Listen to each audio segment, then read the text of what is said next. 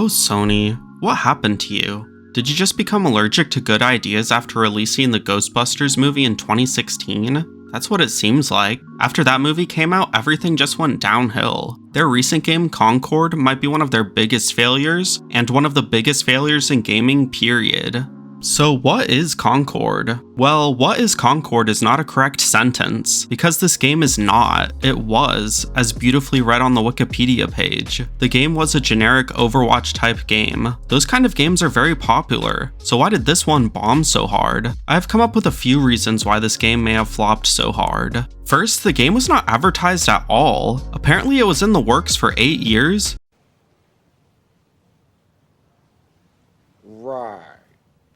Which is weird because I only heard about it this year, and only barely heard about it. The first time I remember hearing about it was months ago when I saw some videos from small channels on YouTube about it, so no one was really talking about it, including Sony. This game was advertised horribly. Companies that make medicine to help with diarrhea advertised more than Sony advertised Concord. The game also just looked cringe. It looks like a generic mobile game. As many have pointed out, the character design is terrible. The characters range from left swipes on Tinder to randomly generated Sims. I don't think this is just a me thing, but I usually don't want to play as a character who looks lamer than I do in real life.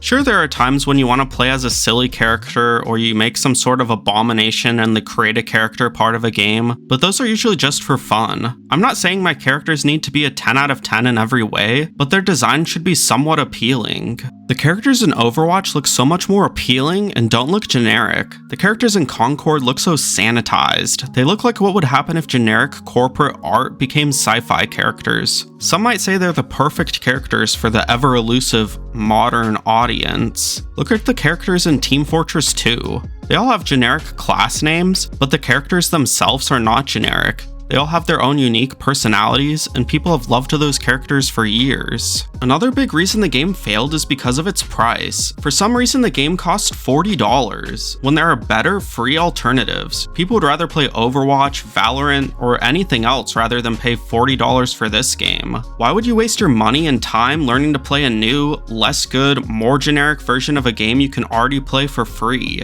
Now that we've talked about some of the reasons why I believe the game failed, let's talk about how big of a failure this game was. Many are calling this one of the biggest failures in gaming history, and I don't think they're far off. This game cost millions of dollars to make, and as I mentioned before, was supposedly in development for 8 years. That 8 years confuses me. It makes sense that development would start around 8 years ago, since that is when Overwatch came out and was getting popular, but I have no idea why it took them 8 years to make it. Overwatch 2, which isn't even really a proper sequel, was developed and finished by then. World War II took less time than the development of this game.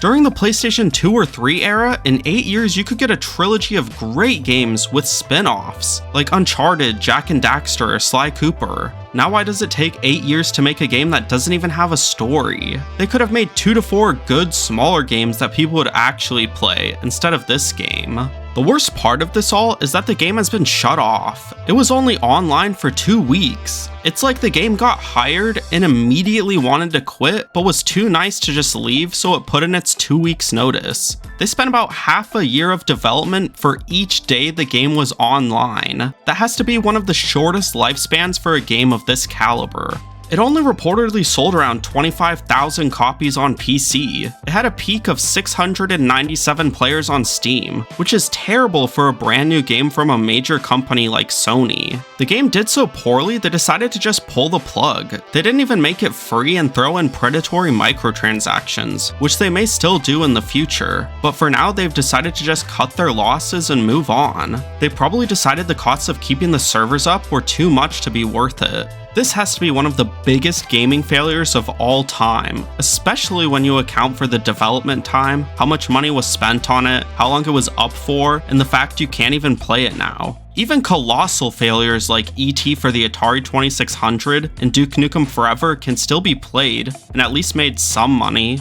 Concord only lost money. Sony issued refunds to the players of the game. The only possible way this game could have done worse sales-wise is if they gave players money with the game. The game itself wasn't even terrible. It's a competently made game, and from what I've heard, it wasn't a bad game, but it wasn't a great game either. There were just much better alternatives that didn't cost any money, so why would you play this game?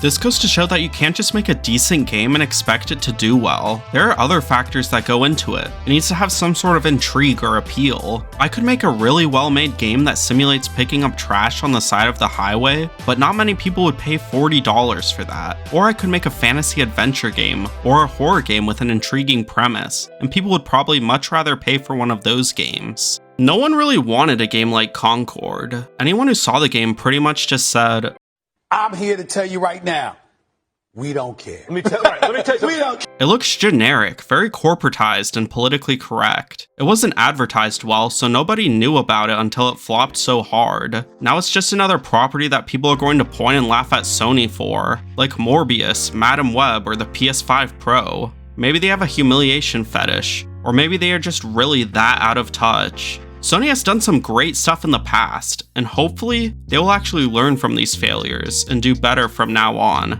It may be doubtful, but only time will tell. If you enjoyed this video, please leave a like and subscribe for more videos like this. Let's try to get to 500 subscribers. Let me know what you think about Concord or about the current state of gaming. If you have any gaming related topics you want me to cover, you can leave those in the comments as well. For more content like this, check out the rest of my channel. Thank you for watching this video and for your support of the channel.